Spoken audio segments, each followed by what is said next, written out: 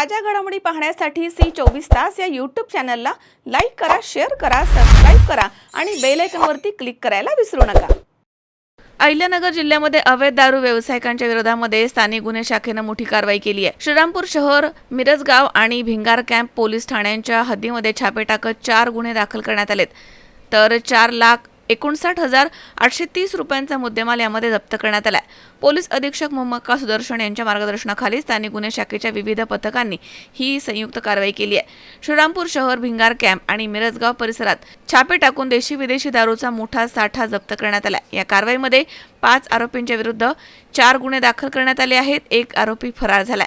अवैध धंद्यांच्या विरोधामध्ये धडक कारवाया सुरू आहे आणि पुढे देखील सुरू राहणार आहे, असं पोलिसांनी स्पष्ट केलंय. शावीर शेख, C24 संगमनेर.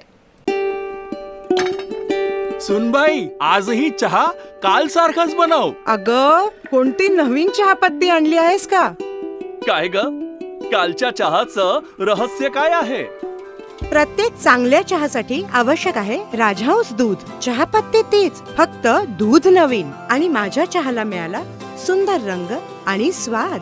तुम्ही फक्त दूध बदला, राजहंस दूध आणा आणि असा मस्त चहा बनवा.